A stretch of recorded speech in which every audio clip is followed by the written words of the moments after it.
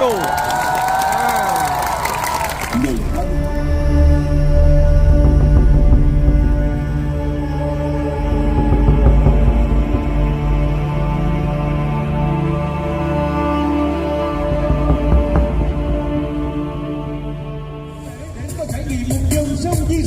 Lưu giữ ký ức từ thời thủy đến văn minh, hợp lưu giữa truyền thống và hiện đại, giữa dân tộc và thế giới.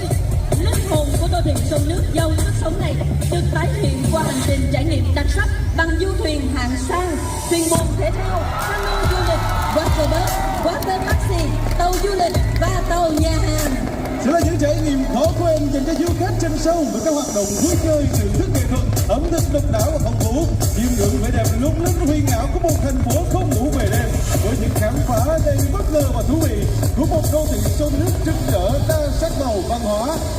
Tới chương trình khai mạc, khán giả và du khách sẽ được trải nghiệm chuỗi hoạt động thể thao, giải trí, nghệ thuật, ẩm thực đặc sắc diễn ra bên dòng sông trong khuôn khổ lễ hội sông nước thành phố Hồ Chí Minh lần thứ 2 năm 2024, bao gồm đó là diễu hành trên sông Sài Gòn, thời gian từ 20 giờ đến 20 giờ 30, ngày 1 và 2 tháng 6 2024 và từ ngày 7 đến ngày 9 tháng 6 2024 theo lộ trình từ cảng Sài Gòn đến Landmark 81 và ngược lại. Đồng thời đó là chương trình du lịch đường thủy từ 31 tháng 5 đến 1 tháng 6 2024 tại các tuyến đường thủy trên địa bàn thành phố Hồ Chí Minh. Giải vô địch bơi vượt sông mở rộng, giải vô địch ván chèo đứng và các hoạt động thể thao dưới nước từ ngày 1 đến ngày 2 tháng 6 2024 tại bến Bạch Đằng thành phố Hồ Chí Minh, từ ngày 3 đến ngày 6 tháng 6 2024 tại bến Ngôi Sao Việt quận 7 thành phố Hồ Chí Minh. Chúng ta còn có đó là không gian chợ nổi miền Tây từ ngày 1 đến ngày 9 tháng 6 2024 tại bến Nội Đô đối diện số 1 Hoàng Sa, phường Đa Cao quận 1 gần cầu Thị Nghè.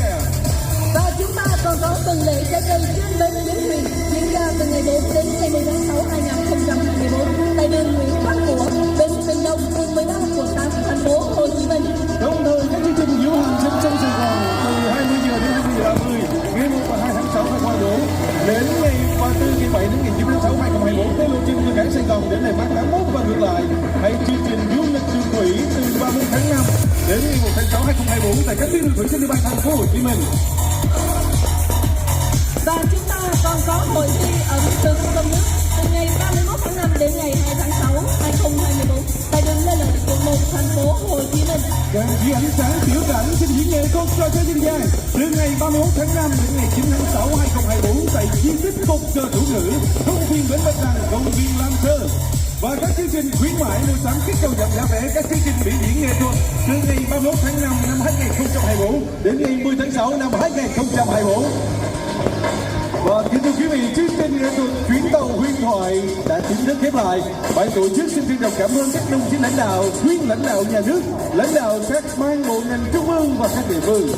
Đài truyền hình Việt Nam, Đài truyền hình thành phố Hồ Chí Minh, đồng thời sự hiện diện của tất cả quý vị đại biểu, các quý. Và giờ đây thì mời quý vị sẽ cùng đến với phần trình diễn drone nghệ thuật cùng tạo hình những hình ảnh vô cùng đặc sắc trên bầu trời của thành phố Hồ Chí Minh. Đây là hình tượng chiếc ghe bầu của người Việt.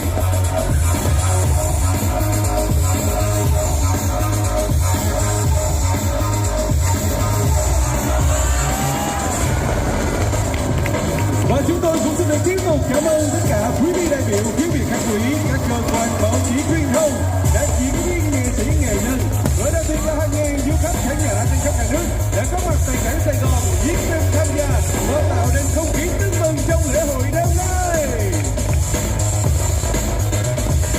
Thay mặt những người thực hiện chương trình, chúng tôi xin được trân trọng cảm ơn sự đồng hành của các đơn vị. Xin được cảm ơn đơn vị đồng hành chiến lược tập đoàn Vingroup, tập đoàn Sun Group, ngân hàng thương mại cổ phần Nam Á Banh. Và xin được trân trọng cảm ơn đơn vị đồng hành ngân hàng thương mại cổ phần Phương Đông OCB, ngân hàng thương mại cổ phần Tiên Phong TPB, tổng công ty du lịch Sài Gòn, trách nhiệm hữu hạn một thành viên Sài Gòn Tourist. Đây là hình ảnh chuyến tàu Lotus de Levi. Đây là chuyến tàu đã gắn với hình ảnh hành trình của Bác Hồ ra đi tìm đường cứu nước và khởi hành tại cảng Sài Gòn.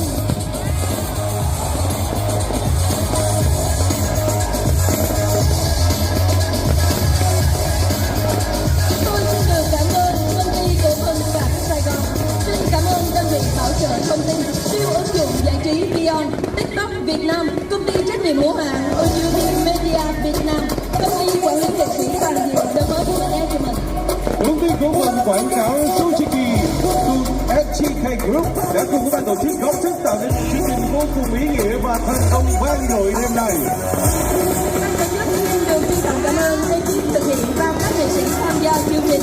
Đơn vị thực hiện New Day Media. Và tiếp tục hãy cùng đến với hình ảnh của chuyến tàu sông Hương nối liền hai miền Nam Bắc của đất nước Việt Nam.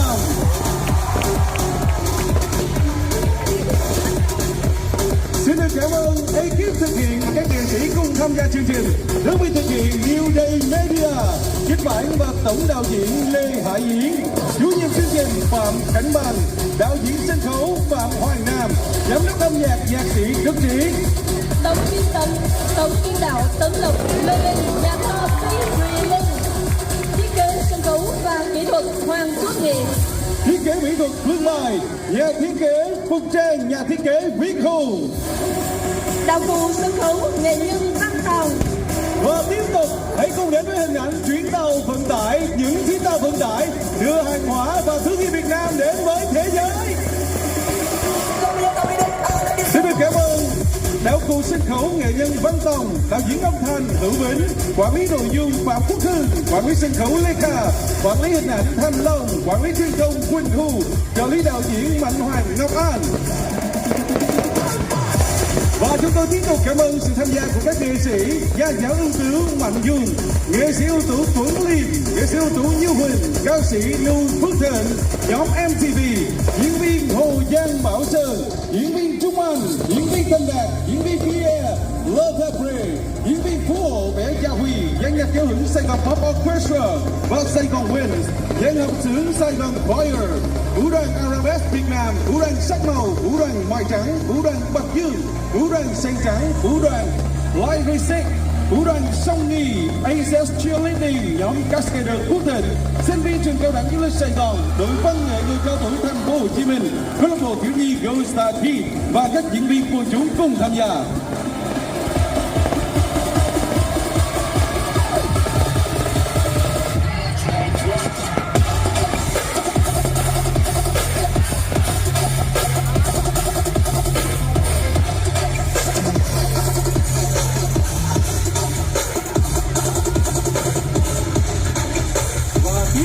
Lơ lửng trên từng không trung là hình ảnh những chiếc du thuyền và dòng sông trong lòng thành phố Hồ Chí Minh.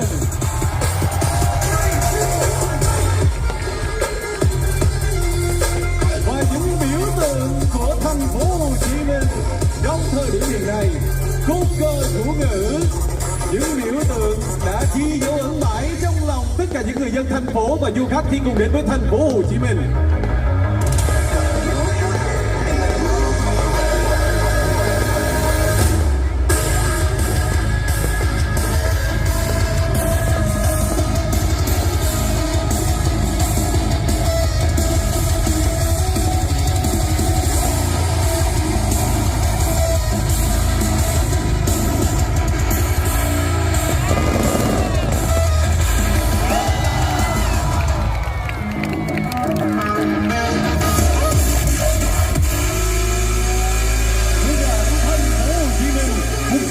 Kết nối một đô thị thông minh, một cửa ngõ vươn ra thế giới, và cùng với tất cả những người dân cùng tham gia vào chương trình tối ngày hôm nay để tạo ra sự tuyệt vời và đón khách hiếu khách của thành phố Hồ Chí Minh.